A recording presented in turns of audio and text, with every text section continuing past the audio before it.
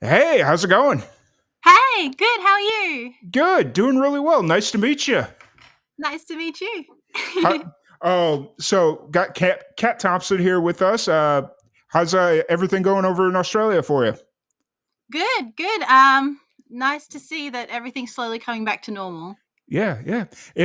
I had this conversation with somebody yesterday about venues in Australia, which was a really weird topic. I've never been to Australia, but I was reading this article about how there's several venues across the country there that just didn't recover after the pandemic, and then there was like this big insurance situation that was kind of coming up. Oh, I haven't heard about that, but I Oh, know for a fact that I mean that doesn't mean that that hasn't happened. yeah. I'm not across everything. But what I do know is that quite a few venues and sadly events and festivals that were alive and thriving pre-pandemic just they're just not back. Yeah.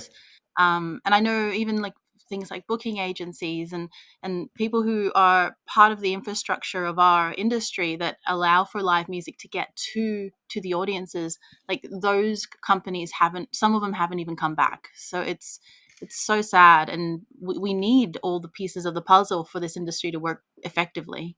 Yeah, 100%. It's its own economy for the most part. Yeah, So, yeah, definitely. for so this is our first time getting the chance to sit down and chat. We've Yep. met kind of coincidentally on Instagram. I think I had reached out to you and kind of explained what was going on because, I'd been following you for a little bit, and then I realized that you were based in Australia. And Yep. as I was putting this together, I was like, wait a minute, I need people that could do the crazy hours that nobody in the US will do. So, Yeah. uh, so I reached out to you and got it set up. For anybody that's listening or watching, what's kind of your story? What got you into music? I've loved music for as long as I've been alive. So, kind of, I mean, I can't, these are obviously secondhand tales because I don't personally remember this, but my mother tells me that when I was a child, I was like The Bodyguard, I think, had come out around that time. And Mm, so Whitney Houston was singing, obviously, and she's incredible. And so there was a 2-year-old me screeching all of the Bodyguard songs at the top of its lungs. And probably sounded terrible at the time, but for I guess 2-year-old me, that was like yay. So, as far as I remember, I've always loved music, and as far as I remember, I've been torturing my family with it since. nice. And what was obviously you brought up like the bodyguard, and I think that was kind of a lot of younger kids in the '90s, like that or '80s, '90s. When did Yeah, Bodyguard even come out? I'm like, I don't know when it "Wait." came out. I just know that it was like my parents had a video of it or Yeah, something, okay. and yeah, Uh, so but I remember like in the '90s, that was like a lot of people's introduction to Whitney Houston, which is really funny and interesting because before that, she had like a storied career, and the fact that she's known for this movie by a lot of people is very interesting. So, that's um, cool. when uh, when you started, so you that was kind of your introduction to Whitney and music and singing. What was kind of the light switch that you realized, like, hey, this is something I'm passionate about. I need to jump on this. Honestly, I don't know when because it was just something I've always been wanted to Mm, do. Like when I was 6, and I would walk home from school and or go to the park with family and stuff like that. There was a music store that we would always walk past, and they had one of those old pianos that, when it just the roll plays mhm, on the inside, and so mhm, the keys all just move by themselves and it plays music. So they had that parked at the entrance, which is a perfect way to draw kids in. mhm. But smart marketing from a music store's perspective. But they had this sitting at the entrance, and every time we walked past that in the street, I would go, "Oh, there's a ghost playing the piano!" And so I'd run up and run my little fingers all over it and try to follow the piano, like the keys going up and down. And Yeah, so then I started demanding piano lessons. nice. So yeah, so I think it's just something that's been part of me for so long. It's I just loved sound and audio and noise and everything that I could try to make noise with. Like I picked up a harmonica as a kid. I was told very strongly that I'm not allowed to do drums because I was banging on things, trying to do beats. So yeah, I was that kid that anything auditory, I was like, ooh, I want to play with that. Yeah. So When I yeah, when I when I was young, at like maybe 7, 8, 9, and I was kind of getting introduced to music, like the music programs at school. Like they had a little concert band when we were in like elementary school and whatnot. yeah, Um, and always wanted to play the drums, and my mom yeah, was like, "Absolutely not! You are not yeah, yeah, playing the drums. You could play anything else, just not the drums." And I'm yeah, like, yeah. "Okay." And so then I picked up like it wasn't the cornet, I think it was, instead of the trumpet, and I was stuck to it for like 6 months, and afterwards I was like, "Yeah, I'm not passionate about this. This isn't me." So Oh, it was I didn't want to practice, I think. So I had a slightly different experience where I was in the school band at one point, mhm. and they didn't have enough instruments to go around, and so I was given a flute that didn't work. Like it was fundamentally broken in some way, and I've never been able to play flute ever my entire life, as it probably as a result of this. But Yeah. I was given this broken flute, and they said they would source or fix it or get a new flute. So anyway, I had to go to all of these band performances for the school, and I was told just to pretend to play, just sit there. And so I had to literally get on the bus with all the other kids and go from school to school and like, event to event and sit there and just be like,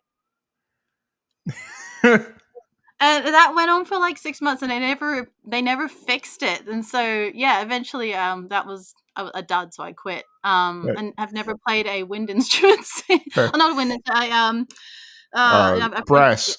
Yeah, brass brass. instruments since. Yeah. Yeah. So, yeah, that was an absolute fail. But strings and anything with strings, I love playing. And obviously piano. Mm. So yeah, I don't. I guess I could have gone down that road, but never did because of that experience. Yeah.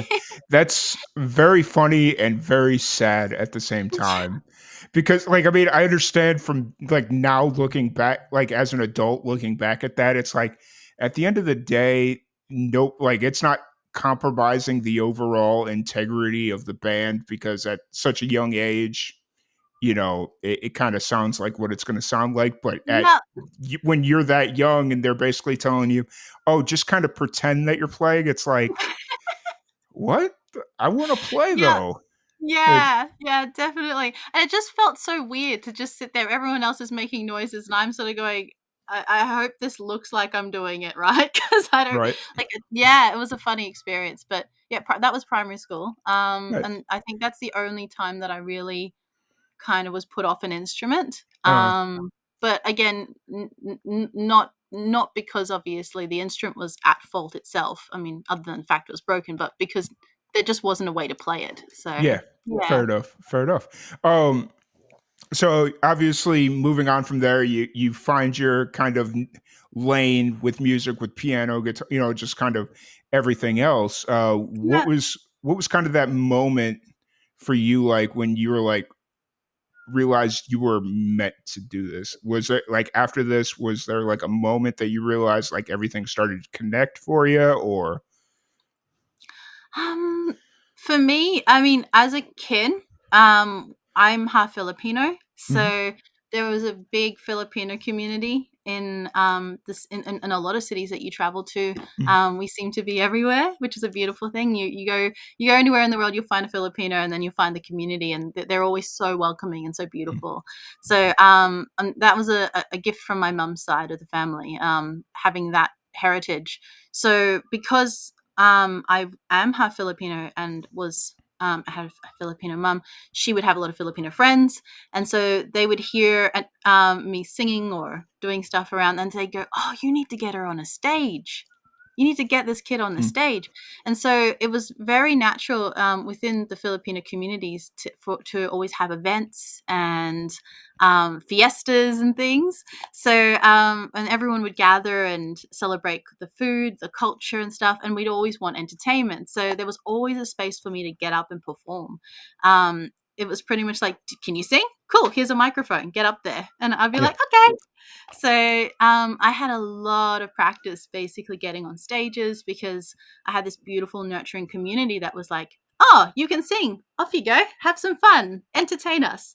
Yeah. Um, and as I kept doing that, I was just like, this is what I want to do. I love this. Like, I live for this. This is so fun and it makes other people happy. And it was so cool because I'd come off the stage and like I'd have a person who's like several generations older than me going, you've made my day. Thank you for singing my song. Or Mm. I love that. Thank you so much. And I'd even then get requests. So then they'd say, oh, can you learn this song by Bette Midler?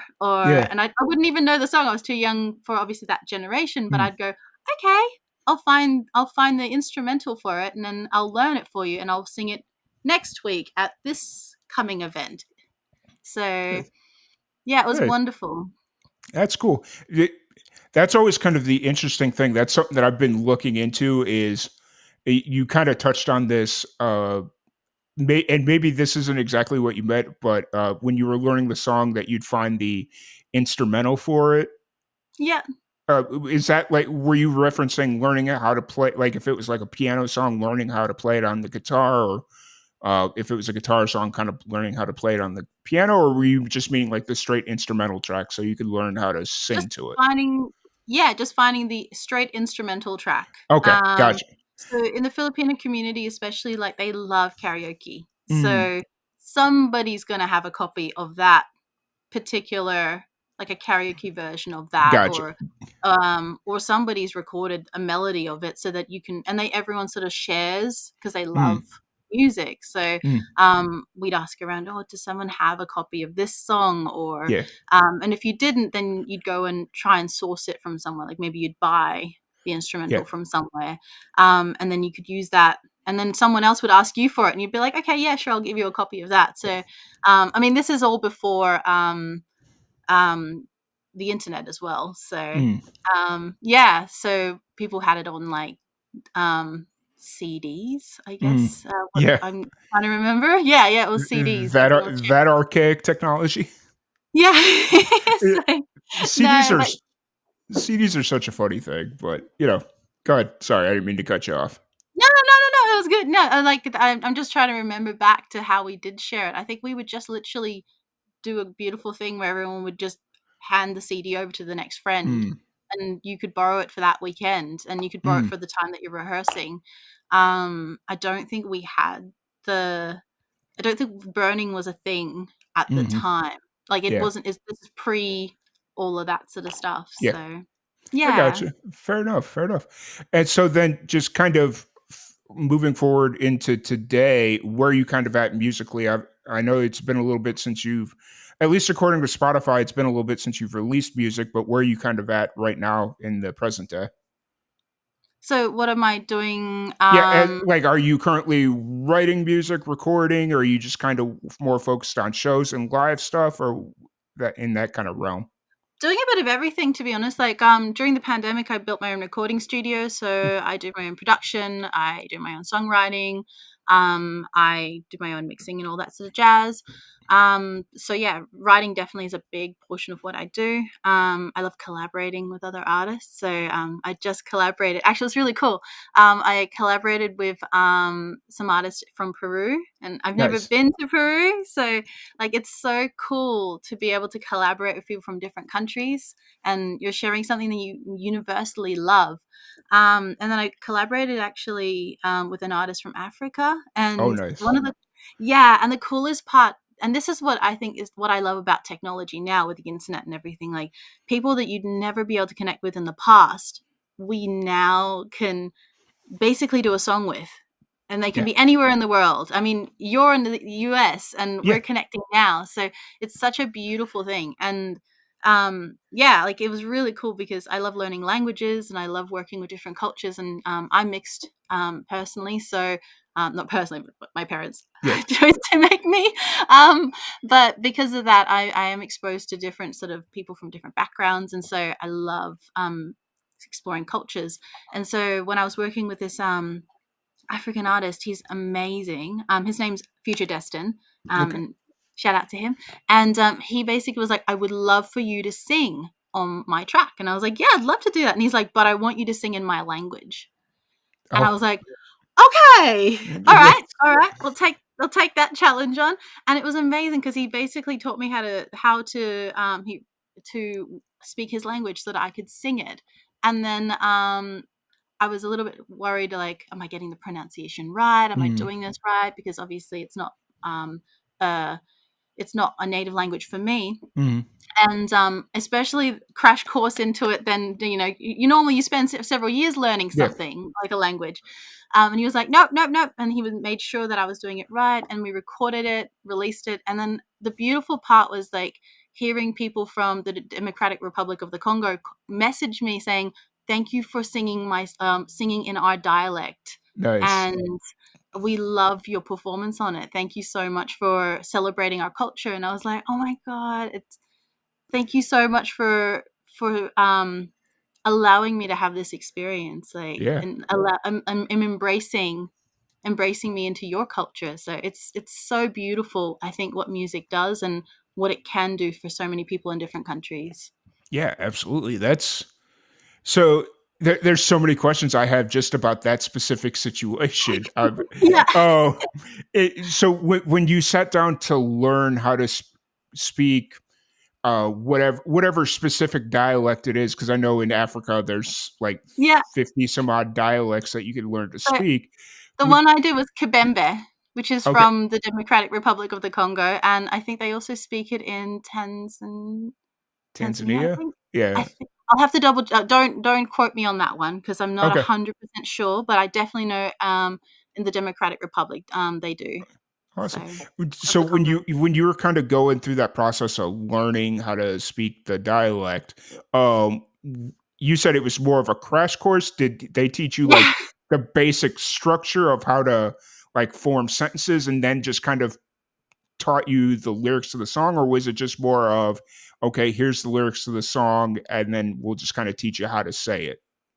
So, a bit of both. Okay. Yeah, and I still don't feel confident to be able to do it without Future there, sort of helping me along with it. Um and I think it'll take time for me to be very comfortable with it. But yeah, like he was getting me to talk in it, and then getting me to like sing the lyrics, and then he was just like, "No, I want you to sound as natural as possible."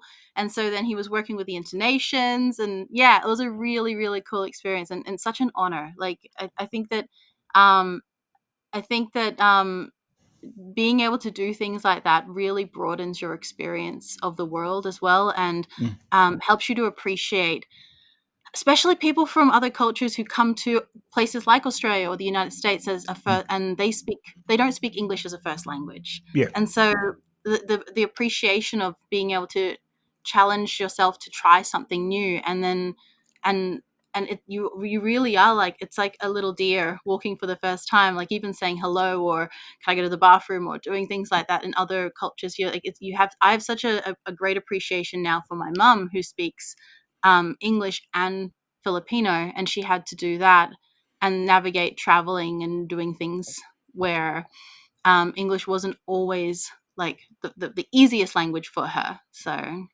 most Filipinos speak English really well, but that's its own side thing. Nice, nice. And so that's really cool that you kind of had that experience, and like you said, the internet just kind of, I don't want to say shrinks the world, but it makes it easier to kind of connect. And like you said, like Yeah, the fact that we're thousands of miles apart in the U.S., in central U.S., and then in Australia. I don't know why I almost said Canada. That's not even almost right. Like it, that's all right. I felt the C rolling out of my mouth, and I'm like, nope, nope, it's not Canada. What are you doing? You know where she's at. But just kind of how much the internet has really made it easier to connect with people, and I, I think that was kind of an experience that I learned early on during the pandemic when I was forced to take this podcast online and just kind of do it through Zoom. And it just opened my perspective about all these places that I could only dream of meeting people from or traveling Yeah, to or whatever. And then I sit down and it's like I have all these cultural questions, but then you quickly realize unless they're in like remote parts of the country, it's probably just about the same as it is here in the US. yeah. I think standard things. Yeah. Depending on obviously quality of life and things Mm. like that. Um, we all have bathrooms and all that sort of Yeah, stuff's yeah. normal. But I think there are some very beautiful things, and I think that's why learning other languages, sharing culture, and basically appreciating other people from different places, I Hmm. think is a beautiful thing, because then it broadens your horizons and makes me want to travel more. Yeah. Um, but there are things that are different, like um which are beautiful differences, not bad Mm. differences, Yeah. but like I think in different places there are things like, for example, if you go to places like Japan, Mm.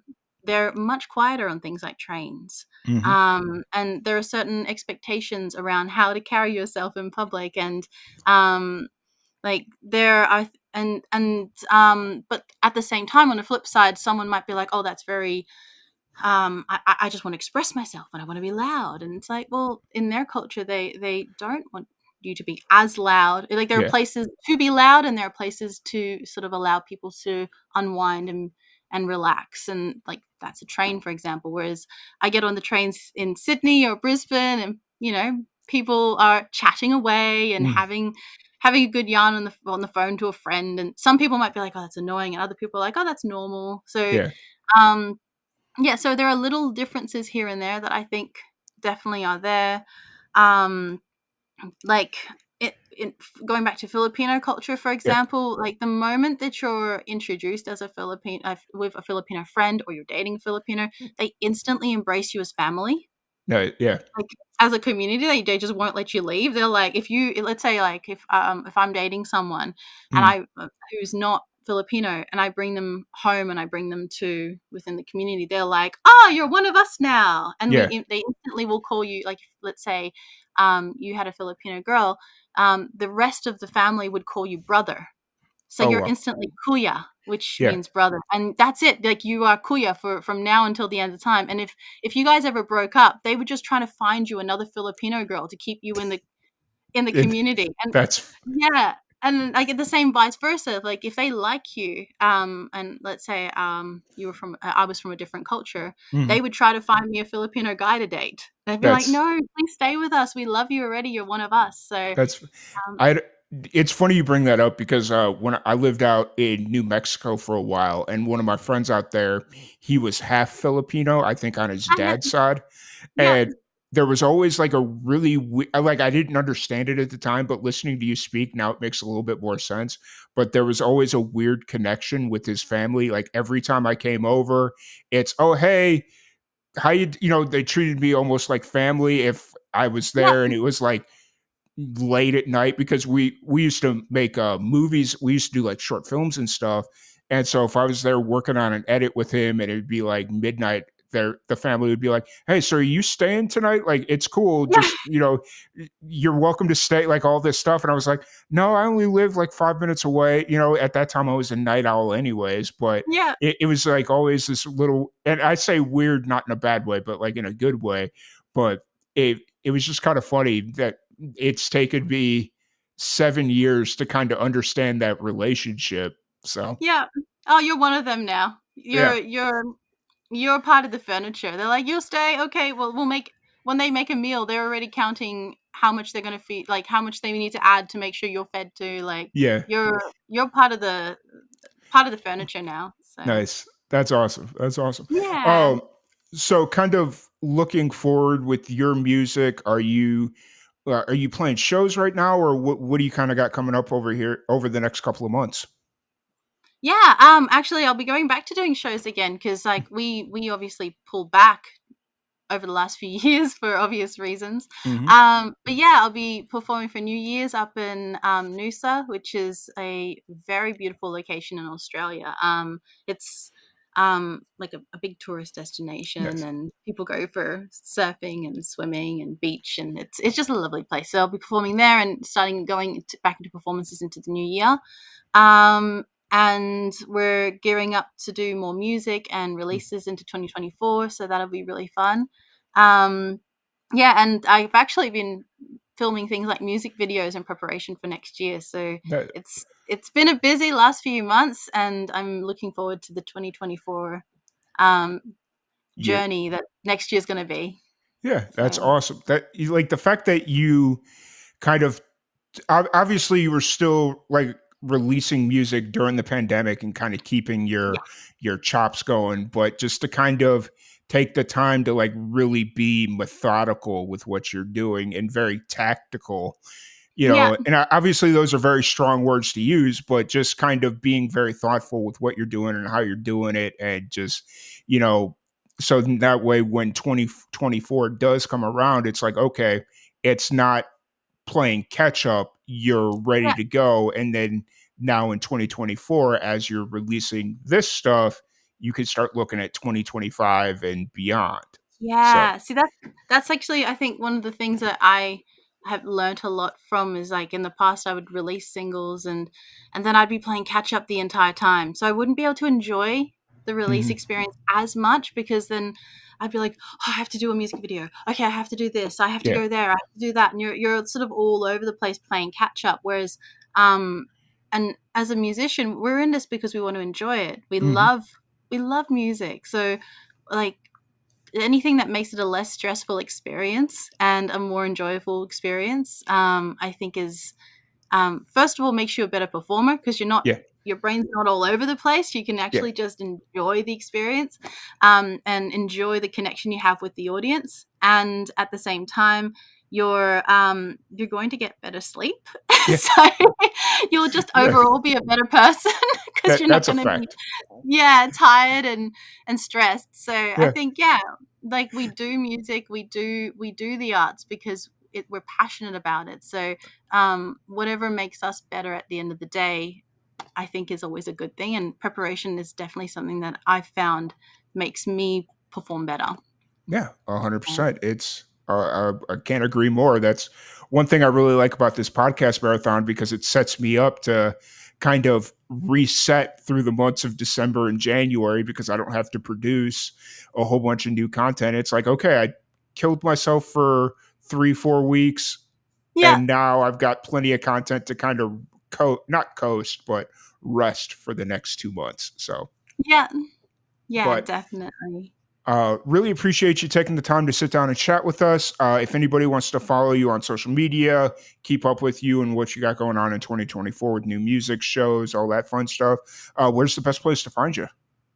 Yeah, you can find me on pretty much all the social media platforms as, um at Cat Thompson Official, because all the other Cat Thompsons were taken, so that was the only one that I could take.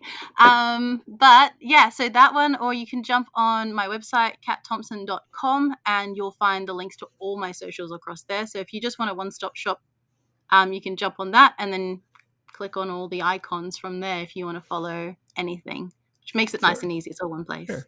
That was the one thing that was throwing me off when I was trying to tag you and everything. It was like Cat Thompson kept appearing, but it wasn't your icon. And I'm like, wait a minute, let me go back and look. Oh, it's Cat Thompson official. Okay, let's, Yeah, you know, yeah.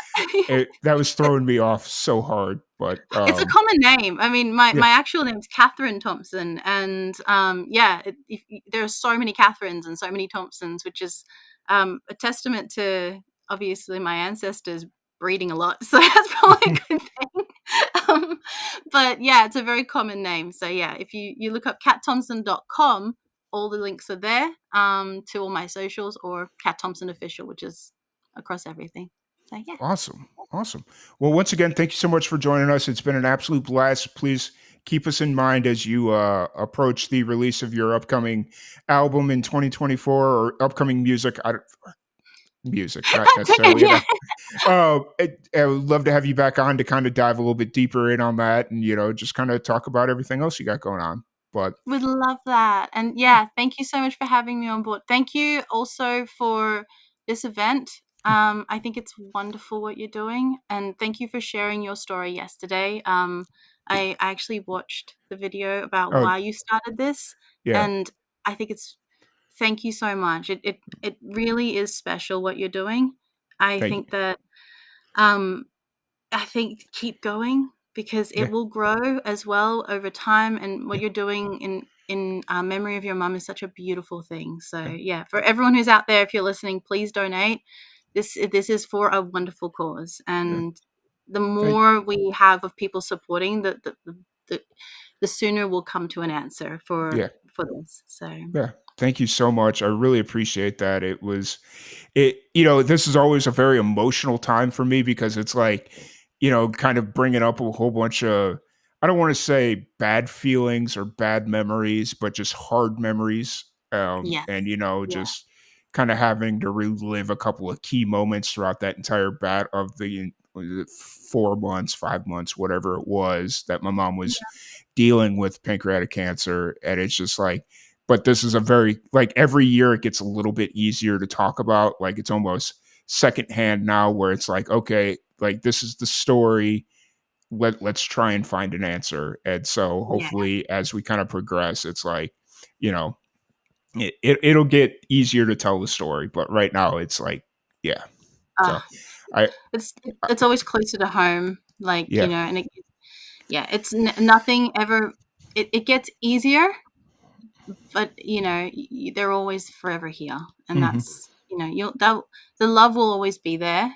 Hmm. And I think the thing is, we just do our best to work towards a long term solution, Yeah. and yeah, but yeah, I, you're very. I think you're very brave.